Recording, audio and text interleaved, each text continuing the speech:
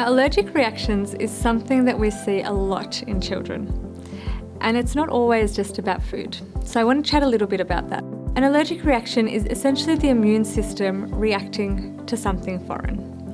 And there are different types of allergy. There's allergic reactions that happen immediately with the big hives and welts and swelling, sometimes a difficulty breathing. There are delayed allergic reactions that happen with vomiting that might happen 2 hours or so after ingestion. There are other allergies to foods, pollens, grass, medication, and all sorts of other things. Now, the most common allergy we see is allergy to food. The most allergenic foods are eggs, peanuts, tree nuts, cow's milk, soy, wheat, fish, and shellfish. Overall, they are the most common foods that cause allergy, and they are the ones that, as I mentioned, should be introduced as soon as possible, ideally before the age of 1, to reduce the risk of allergy. So what does allergy look like? So there's mild allergy, and usually with that we see the hives, which are the big welts that are raised and can be quite itchy. Swelling, usually of the face and sometimes of the tongue as well. Vomiting, diarrhea as well is quite common with mild allergy. So the way I like to think about it with severe allergy is that's more the internal organs.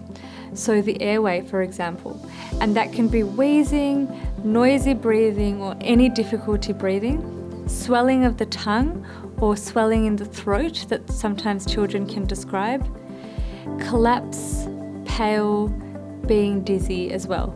So that can show heart involvement with the allergy. So if there's any concern about heart or lungs or breathing, that automatically makes it a severe allergy. So what can you do if you suspect that your child has had an allergic reaction? If it's mild, so rash, swelling of the face only, or vomiting and diarrhea, then that's counted as a mild allergy, and antihistamines can be very helpful. So it's not a bad idea to have some around at home, particularly when you're introducing foods. The other thing is, if it settles down, try and have a think about what the trigger could have been. Was it a food, or was it a pet? Was there something that happened that day that might have brought this on? Often viruses can cause the same hives rash as well. So thinking about what the trigger is, and then going and seeing your doctor. If you're convinced that it might be food related, it's a good idea to stop that food that you think may have caused the allergy. However, it's very important to continue all other foods that your child has already eaten without concern. We see a lot of parents who stop groups of food after a potential allergic reaction, and that can actually make allergic reactions worse later on. Now, if your child has a severe allergic reaction, so concern about breathing or collapse or dizziness, that's an urgent call to 000. The ambulance have medication called adrenaline, which is very important for reversing allergic reactions. If you know that your child has an allergy and they carry an EpiPen, this would be the time to administer it. Often these children end up in hospital for a period of observation, and then we need to have a think about what's caused it. Again, it's mostly food, but it could be other things as well, and sometimes it happens with no real cause, but often you'll end up seeing an allergist or immunologist about that. Now, a few parental tips that I wanted to chat about, because there are a lot of myths and misinformation out there about allergies. The first thing, as mentioned, if you're worried about an allergy, stop that food but continue giving all other foods that they've already had. So for example, if a child's had a peanut allergy but has already eaten other types of nuts, keep giving those other nuts. Don't suddenly stop all nuts, just stop the one that they've had the reaction to. The next thing to note is that allergy in general doesn't cause eczema.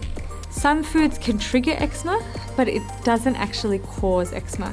It usually flares up eczema in a child who already has it.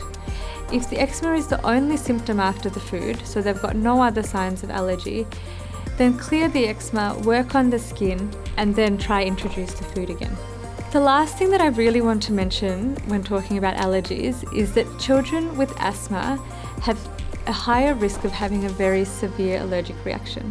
So the children that do really badly with allergy are usually the teenagers with poorly controlled asthma. So what that means is they're not taking their regular medication, they don't get on top of their asthma attacks as quickly as they should.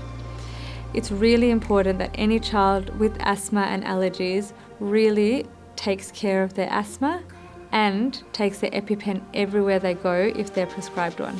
Allergy is a really complex and confusing area of medicine and paediatrics. There's a lot of resources out there for parents who have questions. My favourites are the Askia website and preventallergies.org.au website.